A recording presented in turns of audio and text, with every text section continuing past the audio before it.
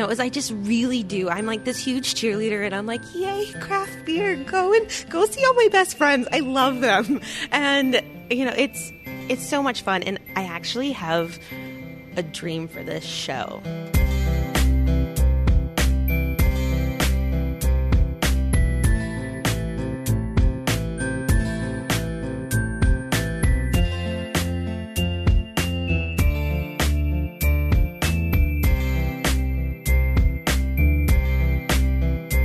Hi there, Tim here.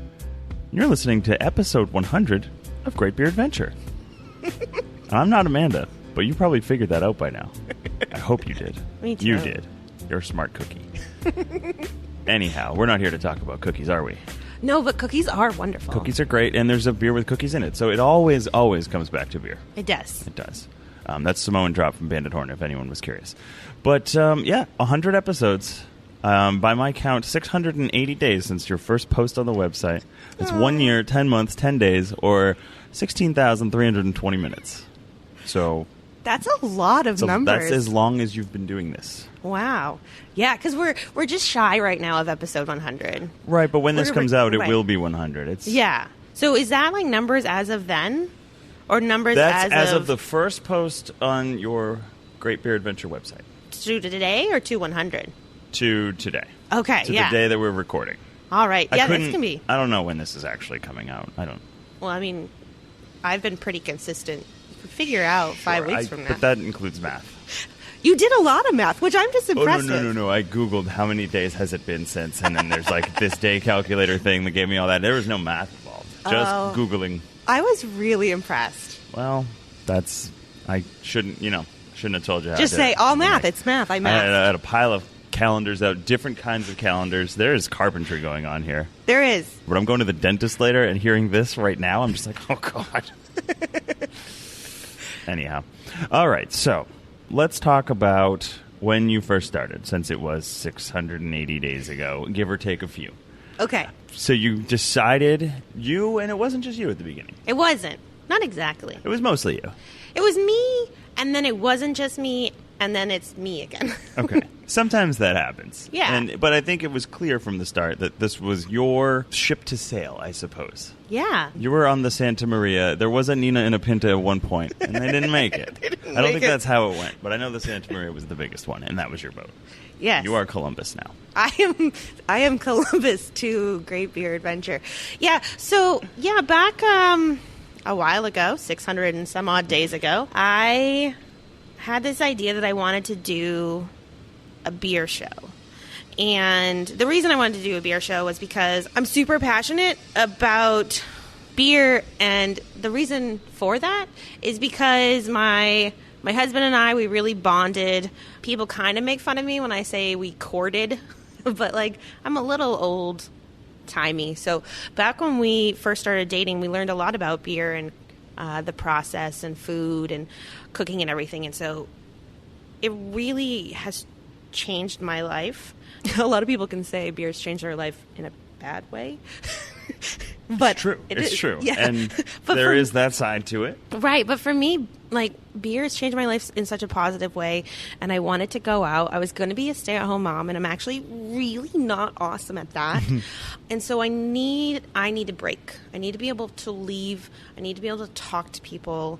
I'm one of those weird introvert extroverts. So actually, right before I get ready to go someplace, I'm like, maybe my throat's too sore. No, you don't have to explain that to me. That's me to a T. Yeah. It's let's make a whole bunch of plans, and then right before them, try to get right out. Exactly. But usually you stick it out, and then after 5 minutes of being at whatever You're place fine. you're trying to avoid, you're like, this is awesome. Yeah, why did And there's cheese and crackers. There's usually cheese and crackers. There is. And if it's good cheese, it's amazing. And if it's not great cheese, then you're just like... Still cheese. It's still cheese, but yeah. I wanted to do that. So I reached out to the Maine Beer Mavens, which is kind of defunct a little bit. We still talk, but we don't really get together much. But it's an organization of, well, I guess it's just a group. It's not really an organization. There's no I don't know. There's a group of women that here in Maine, we love beer and we want to get together and hang out and be all beery together.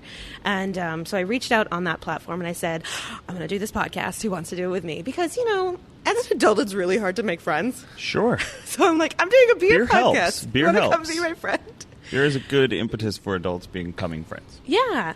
But the problem is and so I have this really hard time not overdoing anything in my life. Go big or go home. Exactly. And we just discovered that you didn't want to be home. You needed to get out of the home. Exactly. So it was go big. That was the only thing. Fair enough. So I had to. I wanted to get, you know, all kinds of shows out. I wanted to make sure that we never missed an episode.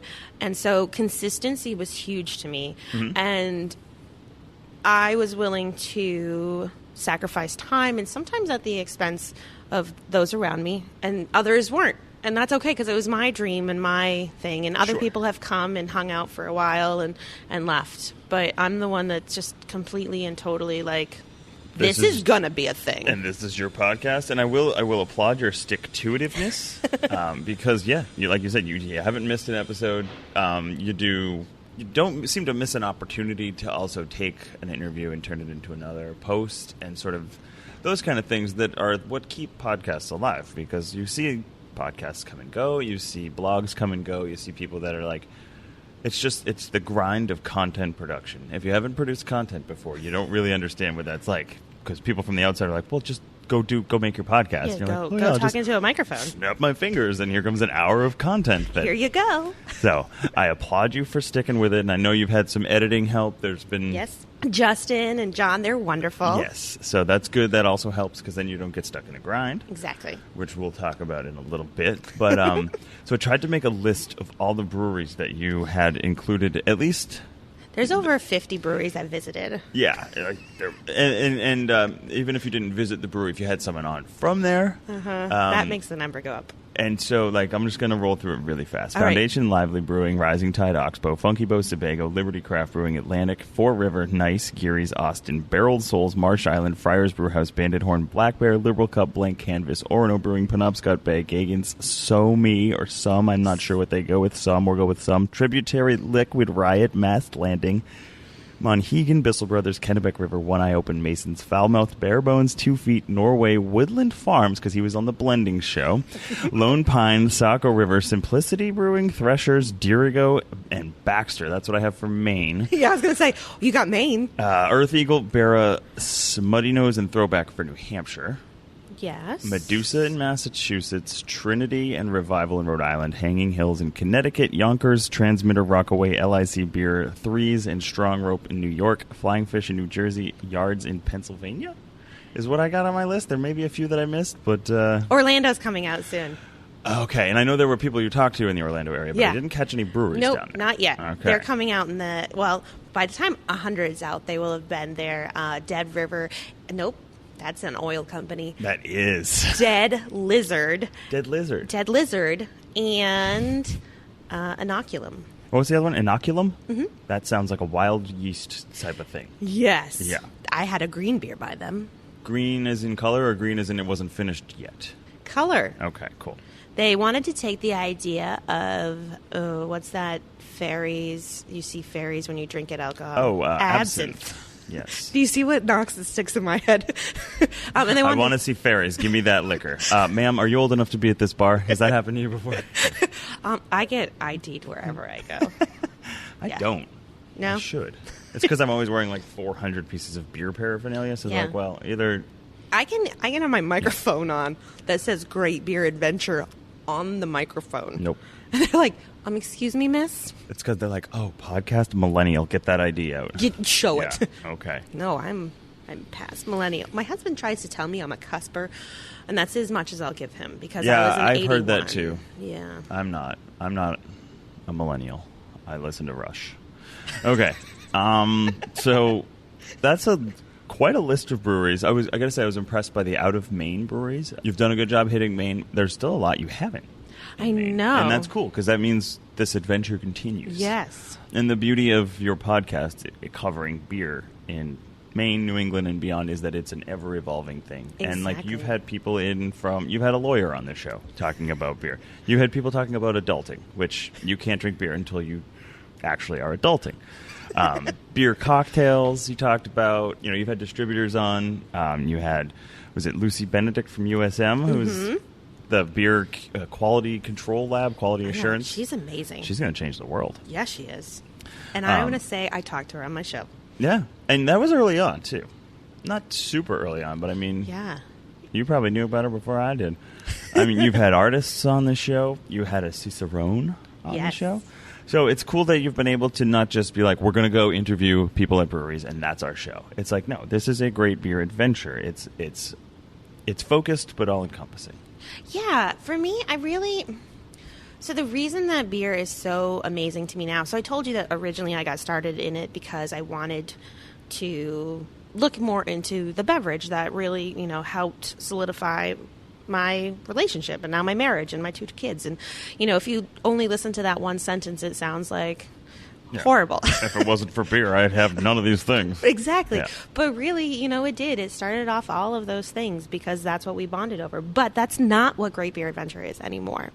Great Beer Adventure to me is really celebrating the passion and creativity and collaboration and community that happens within the beer industry and all these people that, you know, are players to that. And so, yeah, tap line cleaners I've had on because even... That's the most important job in this industry. Thank you, Alex, for what you do. Exactly. And, you know, you never think about it as a beer drinker, like, oh, well, you know, this beer can change flavor just based on the lines it's running through. But it can, you know, and I've gotten angry on the show to people that badmouth IPAs because they don't like IPAs. Like on Untapped, but some people were actually telling me, like, you know, they'll look at Untapped and if they see like a specific flavor is being called out at a specific place, they're like, that does not belong in there. Yeah. And so they'll go and they'll check. And one person was like, our light beer was put on, you know, light in color and stuff was put on after a Russian Imperial. And they didn't clean the line. And they didn't clean the line. And they're like, they could tell all that by looking at Untapped and like people checking in like, very interesting raisin notes, and they're like, "What? Yeah, like, that's not supposed to be the case." And that's another way that beer has changed. In one, like, there are so many different beers out there, so many different flavors possible, so many different places to drink it. Yeah. But now there's also all these places to talk about your experience. So there's direct feedback to the brewers, where something like that would go unnoticed, and you would have, you know, maybe 20 people would come in and try your beer, and then tell whoever they know, like, "Oh yeah, I had that at such and such a bar and it tasted weird." Nowadays you have a little chance to check on that, but there's no accounting for taste, and it's funny some of the reviews you see out there for a beer when you're like, this beer tastes like beer. Yeah, you're like, or when you get the people that will say something nice about the beer, but then they'll finish the review with, "I don't like this style, 1 star." And you're like, "Oh. Okay. Fine then." You know, and that's why you don't put too much stock in any of that. But it's interesting how the beer has changed in that everyone now seems to have an opinion about it and want to share it. Yes. And brewers, I think, are developing maybe a thicker skin because of that. Probably. And I would maybe hope learning, so. I hope learning to take some of the criticism in a constructive way, because it's always good to know. Right. Even if the person tells you something that you know is wrong, hearing it is good because at least you know that's an experience that people are having, and nobody is essentially unique. And if one person's feeling that, another person may be. So it's something to keep in mind.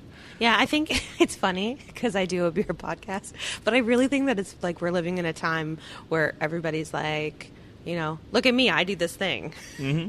Which I'm like, it's kind of the me generation, sure. Yeah, but I definitely, what I am trying to do is I am trying to actually put a huge spotlight on craft beer, because it changed my life. You know, I've suffered depression, I've suffered all these things, and the craft beer community has been so open arms. Nathan Sanborn sat down and talked to me about freaking water for an hour. Water's important. It is, but you know, you wouldn't necessarily like expect somebody to be like, yeah, I can give you an hour of my time to sit down and talk about water. Well, I think it speaks to the passion that you mentioned, because I'm sure he was like, oh my God, someone wants to talk about water for an hour, because it gives him a chance to geek out. You know, we're all nerds about beer, and it's kind of refreshing when someone wants to know more and is like, I'm going to take the more that I learn and I'm going to share it directly with other people, because every tasting room is a classroom. And it's cool that you bring people into those classrooms, because anyone that's interested enough in beer to look for a beer podcast is looking for that kind of information. Right, and that's my whole thing, is I just really do. I'm like this huge cheerleader, and I'm like, yay, craft beer, go see all my best friends. I love them. And, it's so much fun. And I actually have a dream for this show. Oh. Yes. I have a dream, she says. I want to actually make a TV show. Oh. And I want to go into these different communities where craft beer has really come in and has changed the whole community. And you can look at different places right here. Like, we are literally sitting in Biddeford. Right, exactly. We're at Dirigo Brewing Company in Biddeford. And right. We're sitting in an old mill that is now a tasting room, and if we were to jump out the window and float down the raging river, we might be able to grab on and go to Banded Horn. Exactly. And then we could walk across the bridge and go to Run of the Mill, which has been here for, who knows, 15 years, more than that? A while, yeah. And it's just, these are old buildings that would have sat empty. You look at the Bates Mill in Lewiston, where Baxter came in. Yeah. Bangor downtown is starting to see places come in. And it's not just the beer, though. Like, the beer's here, but now also you've got Elements. Yep. And, they're here maybe not directly because the beer is here. And all these these restaurants are coming in, and now the art is really starting to pop up. And, Biddeford is a place to go now. Right. And it wasn't. And beer is a part of that. It's not right. all of it, but it plays a part of that, and it allows this interweb of, yeah. creativity. And so often you find a craft beer scene and you find all of the rest. Yeah, and because at that brewery there's a local band playing on the weekend. There's someone who's their side hustle is yoga, doing what do they call it here? Down dogs at Dirigo. Yeah. There's artist murals on the wall. There's a photography exhibit here right now, and you start to see those creative. It's sort of like a hub of the creative community. These tasting rooms. It's like the pubs used to be back in the Revolution. Yeah. That's where people came to talk, to share, and beer was there. Yeah, and beer still is there. And that's what I want to do. I want to go around and I want to share it with everybody, and I want it to be like on TV, so it's very easily accessible. Podcasting is becoming much more accessible, yes, but I want to add the visual element to it too through that medium, because I just think there's so much beauty in it. That's why I hang out on Instagram a lot. Oh yeah, because it is a very visual thing that I talk about. It's funny how, to just tangent for a second, though, with the internet has sort of, digital media has sort of modeled the timeline of analog media, in that audio came first, in sort of what people gravitated towards and how things were shared, because it's easy to download a podcast. You can do it over your phone without going over your data limit. But once you start getting into video, it's like, okay, you have to think a little more about when you're going to view it. You're not going to watch it on your phone. And it's a lot harder to do now it alone. it's getting easier to get video on the go. Yeah. There's better compression. There's just, people are watching things. People watch movies on their phones now. Yeah. So that's cool that you're headed towards video. That's more equipment.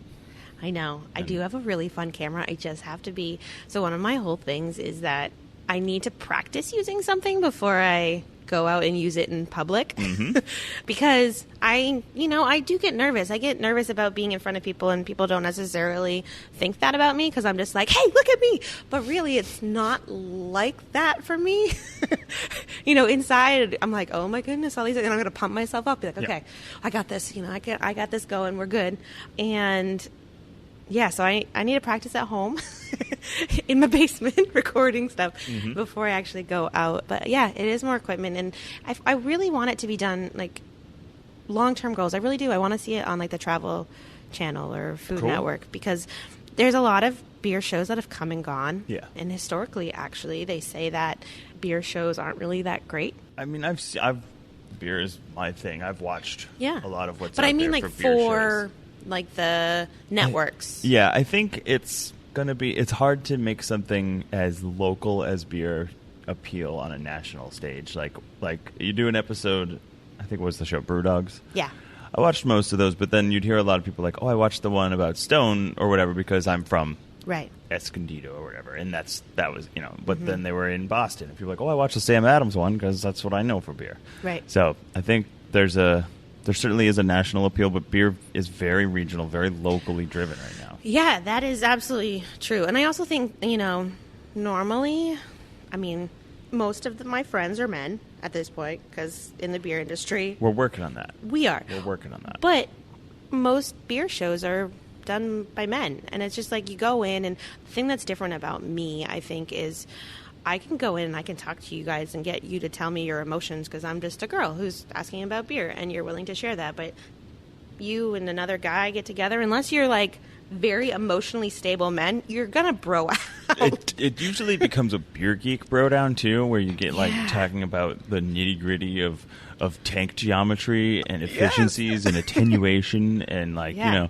like what sort of yeast brink are you doing? Yeah. What's your storage techniques? Yeah. Like and stuff that doesn't make for a great podcast. It's no.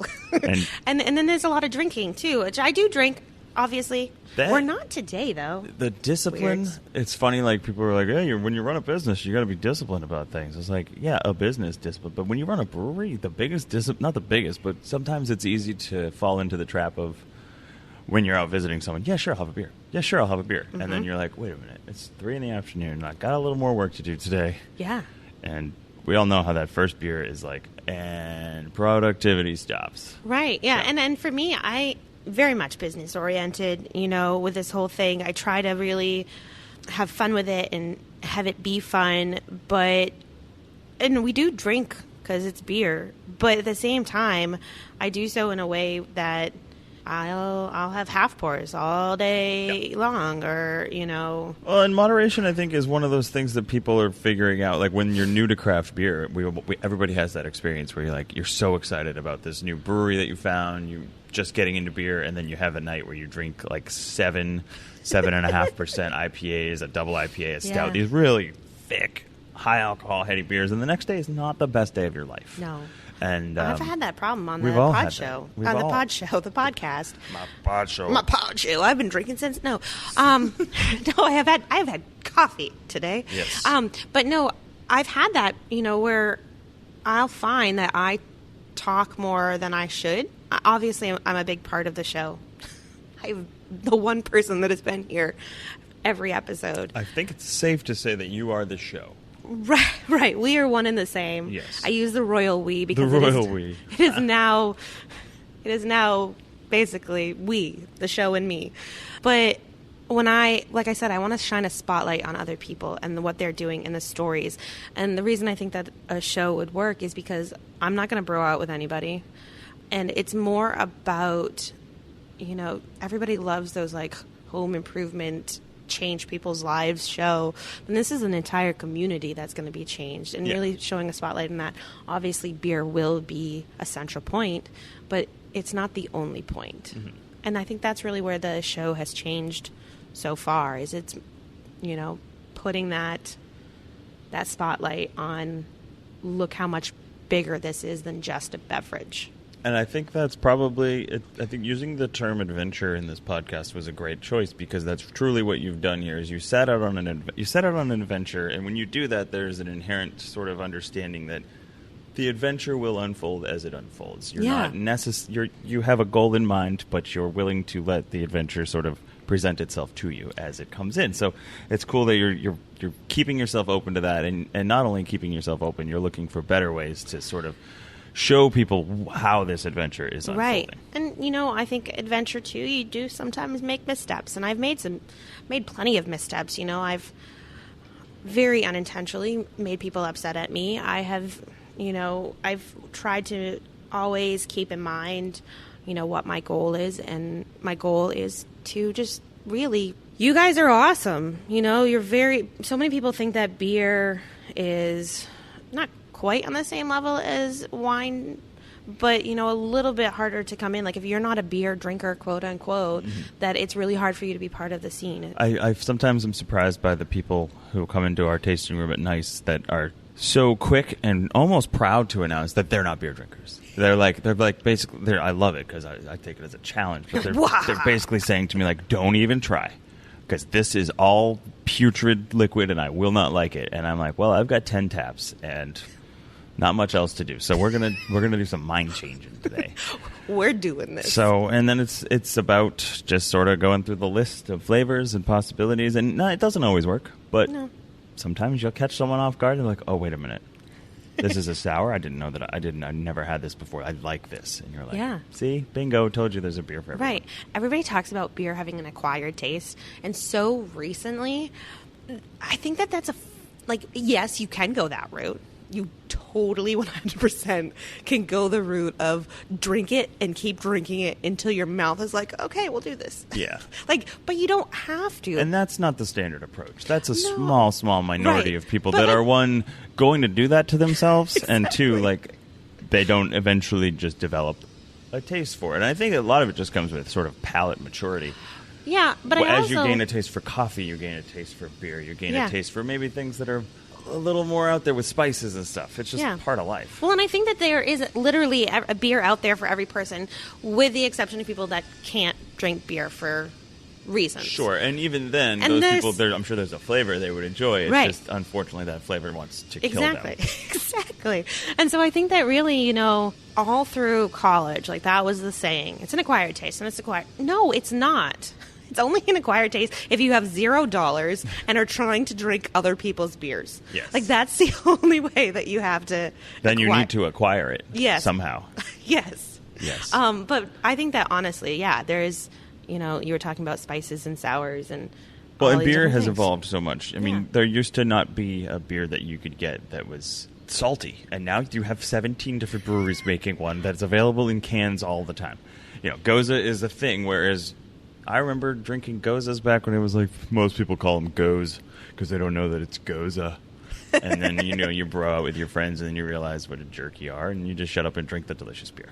But just Stop broing out, boys. So much broing out. We gotta, everybody, 2017 is the year we stop broing out. Yeah, let's just be people. Yeah. Slow down the bro down. Yes. That's the hashtag. Slow down the bro down. Okay. All right. I've got a list of their questions, but it's sort of little like things. I just want to. Okay. We're going to focus on the podcast again. We're going to go back. We're going to be going back in the past, looking to the future. But let's. Okay. We're thinking about the podcast because this is your pod show. My pod show. That's right. All right. So you mentioned mistakes. What would you say? And you can't say the time you didn't press record at Nice because we all know that story. But what would you say the biggest mistake so far that you made was? Like innocent mistake, not like I accidentally made someone mad at me and they never want to talk to me again. But like I showed up and I didn't have this, or just.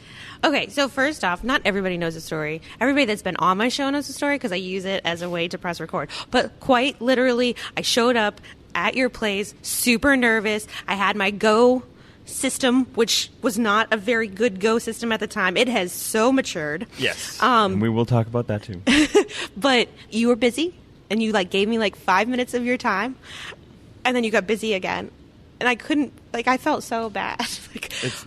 That's kind of the nature of, I'm sure you learned from that too. I learned so much. Make an appointment, try not to go during open hours unless that's someone that's I gonna actually have did coverage. not learn the make an appointment one because I find so much more.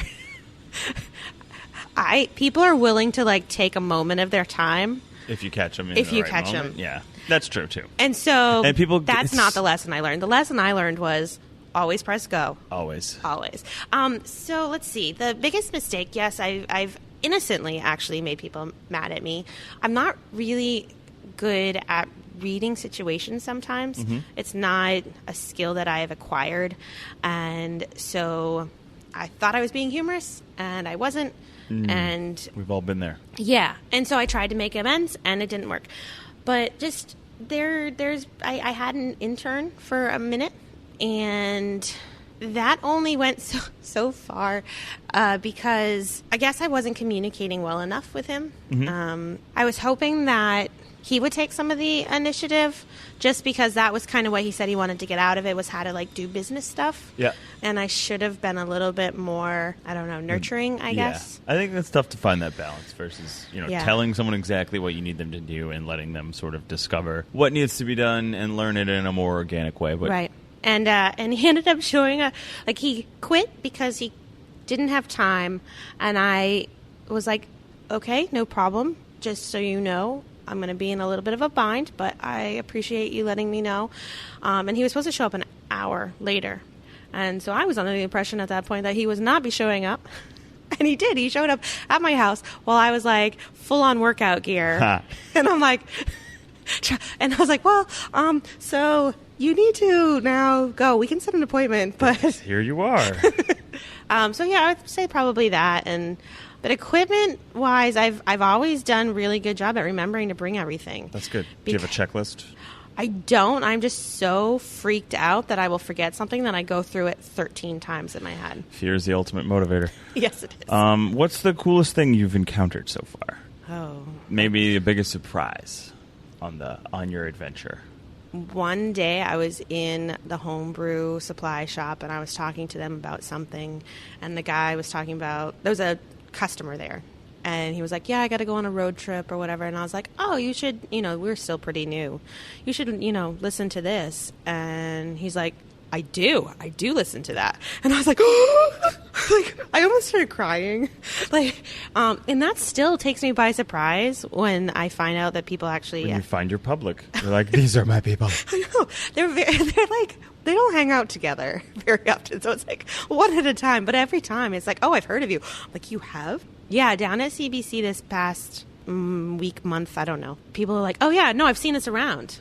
And I'm like, I'm just shocked that, like, brewers, and I actually got to talk to Laura Bell from Bell's Brewing. Oh, cool. Yeah, Larry's daughter. Awesome. And she was just completely cool about it. And she, let me come right in and talk to her in, like, the VIP loungy area. And just, yeah, that's really been, like, the best thing is just people have been so wonderfully nice. I mean, we're sitting here in the closed tasting room. Yeah, and I asked them 5 minutes before we showed up if we could do this. Right. And Tom and Molly are the best. And they were like, yeah, sure. Yeah, Tom is wonderful. I'm always blown away by his kindness and generosity. If I haven't seen him, he gives me like this giant bear hug, and he is like, "Why we haven't talked in forever?" I know, I'm sorry. And he's just, I don't know. I think that's it. Is just I knew it coming in that everybody was very kind and open, and sometimes on the back side of things we talk about, like, yeah, there's like maybe a handful of people that sure are a little curmudgeon. But I find in this majority. industry and in life in general, it's the people that should have giant egos and be jerks because they've accomplished so much, right, and they're literally above you, are the ones that are so nice and down to earth and will give you the shirt off their back. So yeah, that's in beer and in life. It just seems to be that way. Yeah. On that note of like the people of the beer industry, is there anybody on your radar? Is there like a white whale, someone you really wanted to talk to but you haven't been able to pin them down? I mean, on microphone, I haven't talked to Rob Todd yet. I have him listed. He's literally the only person on my list for people that you should talk to that should be on that list. So cool. Yeah. We're in agreement there. And then also Sam from Dogfish Head. Yeah.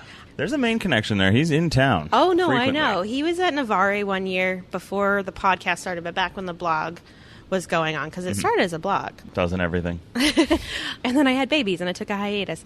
And then it came back better than ever. Anyways, so I was on crutches and I was at Navarre. Navarre has this amazing, beautiful outdoor space that happens to have a tree in the middle of it. Sure does. And I was standing next to it, and Sam went past me really quickly, and I fell into the tree.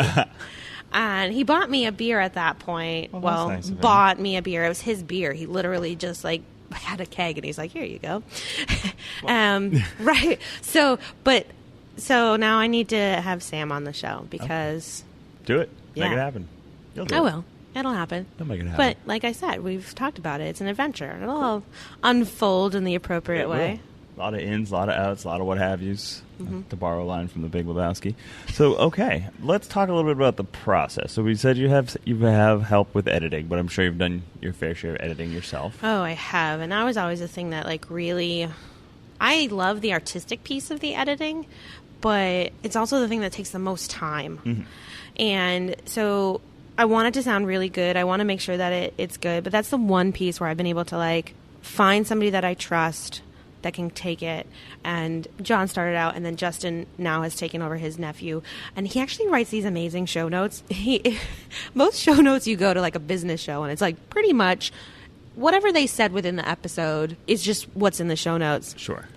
That is not how Justin and I do it. I told Justin, I was like, I want it to be an extension. I don't want it to just be what the show is, because what's the point? Why is People anybody... are going to listen to the show, so Right. they'll know what the show is. Exactly. Yeah. So he'll listen to the show, he'll edit it up really nicely, and then he'll start somewhere in the episode of like tying it in, and then like this last one that he put together, he was like, and speaking of creativity, I am down at a comic book convention. And like he went in and he like tied it so beautifully to the beers he was trying, and it really has become this amazing relationship that we have. You know, on the way here I had a bunch of notes I wanted to give him on, because we have some big changes coming up, and so I just like recorded a video, and I'm like driving, talking just out loud, letting it record. I'm like, okay, Justin, so here's my ideas on this, that, and the other. And it's really good because we can just communicate about...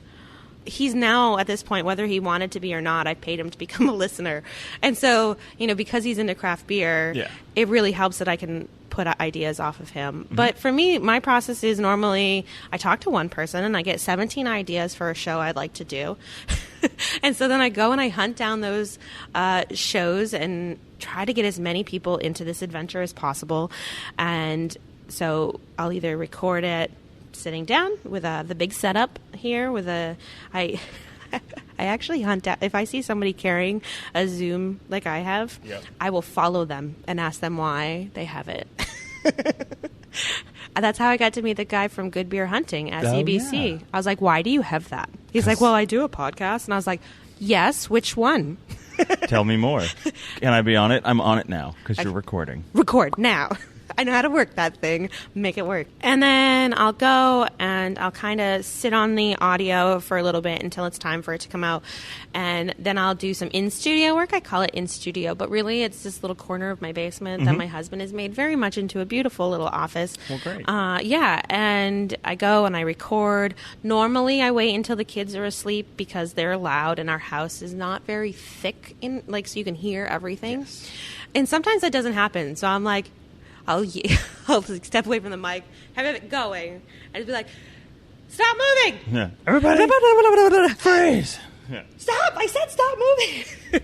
And then I'll try to get it all out, and then I send it all over. And then there's all the social media that goes around with it, and I have had help with that in times and places, and really trying to figure out how to make that all happen. So, is that enough? Yeah. Did I cover everything? Now we talked about your equipment upgrades. Yes. So you have a Zoom recorder. You have it. I have two Zoom recorders. Two. Okay. It's funny. I went to college for broadcast journalism, and I used to walk around with a Marantz tape recorder. Ooh, you fancy. And with an XLR microphone, an Audio-Technica stick mic, and just walking around catching tape on my. Literally on an old audio cassette tape, and then going back and doing all that. So it's just funny how much it's all changed, but it's all still the same. Like you've got Audio-Technica mics, XLRs. You're going into a Zoom now. I am. It's all digital. Do you use Mac? Are you PC? I'm a Mac user. Okay. Macs are also what I like to use. Now, have you noticed? I mean, listening, I haven't noticed too much of a difference, but like quality-wise, you think you guys have gotten better, or do you think you kind of nailed it at the beginning? So, just talking audio quality, not content quality, production-wise. Audio-wise, the editing has gotten a lot better. Sure. And that's because you learn the rhythm of your show. Right. I knew this was going to be a thing I wanted to do before. I actually started out doing a different podcast called Dear Diary, and it was just me and recording. Mm-hmm. That was your practice for this? It was. It was my starter podcast. Gotta have one of those. Yeah. Well, everybody told, like in the beginning, everybody's like, I haven't seen it as much now, but a couple years ago, everybody was like, your first one's never going to make it. And I was like, well, I'm not going to do Great Beer Adventure as my first podcast because that's the one I want. Right. I want that one to make it. So I started a starter podcast. It's called Dear Diary. I don't actually think you can find it anywhere. I'm hoping you can't actually find it anywhere. You might be able to see it. Probably on the internet somewhere. But I don't think it's archived. Like, I think that you can find the idea of it, but I don't think you actually can find the recording of it. You're trying to Google it right now. I think you'll be able to see the artwork, but I don't think you'll actually be able to listen to any of it. Anywho, when I was doing that, I knew that I wanted to go out to bars. I wanted to go out where the people were. I hated Skype ones. So this Zoom 6 has been with me since the beginning. And as soon as I found out I was going to go, I I invested the money into it. You can ask the IRS. I took a giant loss the year before last. Like, there was a lot of equipment that went into making this. Yes, my mic stands have gotten better, but They're very nice. They are very nice. I only have 2, though. So if I have a whole round table, some people have the not so nice ones. Well, and that's something for the future. Exactly. We'll get there. I only have 3 fermenters. I hope to get more soon. There you go. And I'll make more beer. A lot of this whole process has come, it's not technically a hobby anymore, according to the IRS, because I was able... You lost your amateur status. You've gone pro. Yeah. So I was able to make a little bit of money podcast because Olympics. I cannot, no. But it's fine. But I'm still exist. indie. I'm still indie, though. Sure. I am not NPR. I am not Gimlet. No, this is not sponsored by MailChimp. No. Or MeUndies.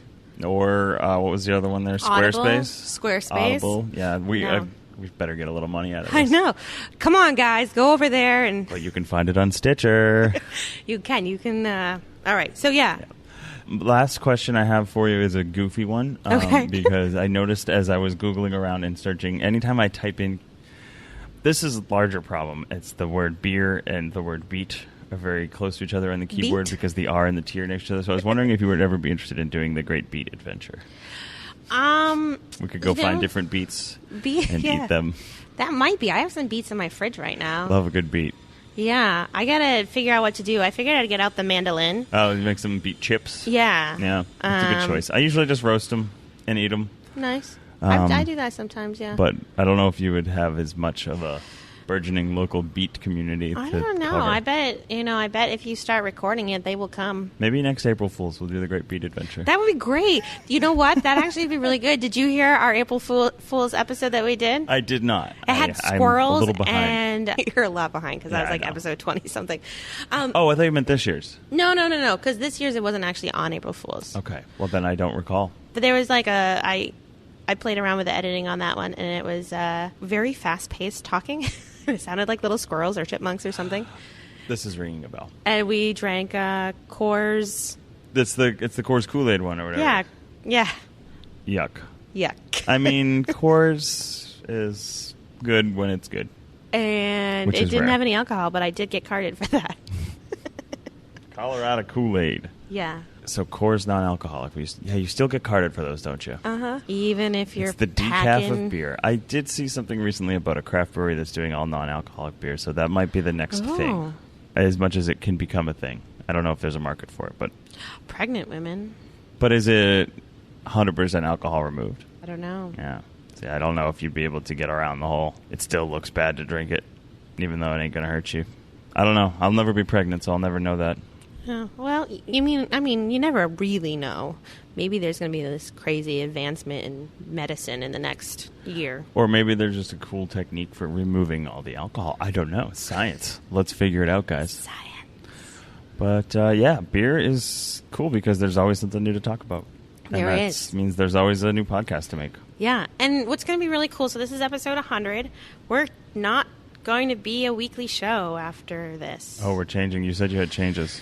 I do. So at least for the summer months, we'll see. We want people to really reach out to us and I say us and we, it's me and the show, guys. It's the royal we went over this. Yeah, reach out to me. Very easy. hi@greatbeeradventure.com. Like hi, like hello, hi. Hello, hi, yeah. So reach out to me and let me know what you think of these new shows that'll be coming up. Don't tell me you don't like it until you've actually listened. So not this week. Don't be like the kid with the green beans in front of me. Like, I don't like green beans. It's like, you have not eaten a green bean. Exactly. If you don't give me a show every Friday, I don't like it. Well, just wait. So we're going to be going every other, so bi-weekly. And what we're going to do is we're actually going to make it a little bit more audio collage-y.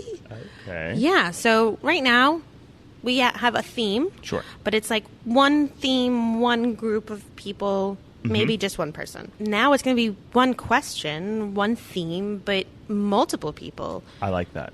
Yeah, but it takes a lot more work to get it edited, does. So that's why we're going to the every other week. Yeah, that is exciting. Yeah. I think that's a good choice. I think it'll be really interesting. I'm still playing around with exactly what it's going to look like. I think there'll probably be like some kind of mini interview in there, kind of like a cornerstone of the episode, but then also bring in other people's takes on that question as well through like one sentence answers. I think that's great. Set up a Google voicemail box. People can call in and leave their own little snippets. Yeah. I've seen other podcasts that Like do that, and Speak it's great because at the end you can be like, next week we're talking about, I know you've talked about this a lot, but like early beer memories. Yeah. Do you have a short beer story to share with us? Call or email it to mytake@greatbeeradventure.com. And then people will do That's it. not live yet, so don't do it. Don't do I'll that. let Well, you know. you'll get a bounce back on that. Yeah. So you'll know before we do that you sent an email to that address and it didn't go through. It didn't go through. It's all on you at this point.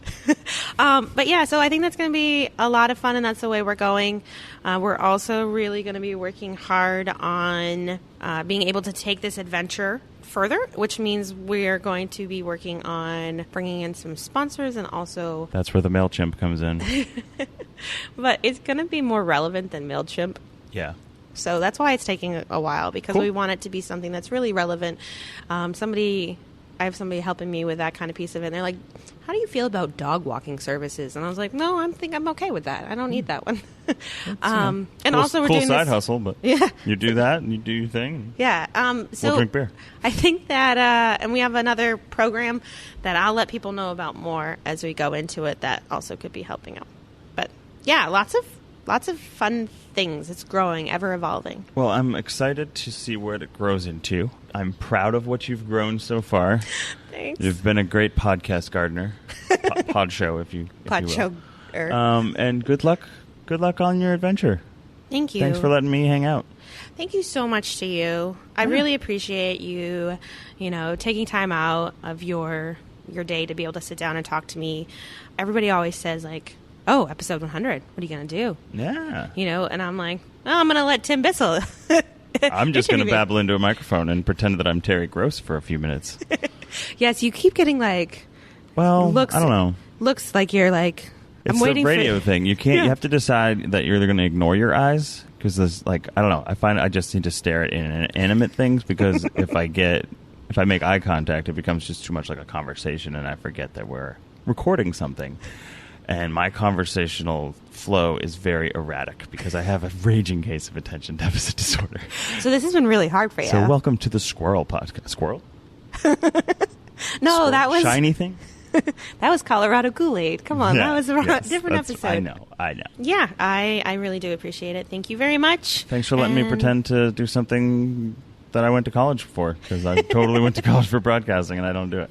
Yeah, So. Accounting, teaching. Yeah, I hear you. Sure. Yeah. And thank you to all of my listeners that have stuck here either from the beginning or just showing up now. I really, truly appreciate it.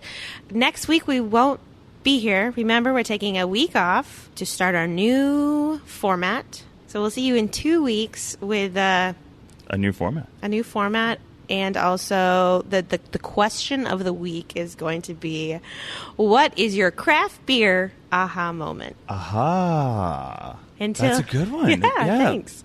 Think about that time you first realized, like, whoa, I like this more than just for the fact that it's a beverage and I'm thirsty. Right. Yeah. For me, it was Sierra Nevada Pale Ale. See, everybody has one. Cascade hops. I was just like, wait a minute. This is cool. So, cool. I'm excited to hear about it. Thanks. Until then, go out there and try something new. Chat soon, friend.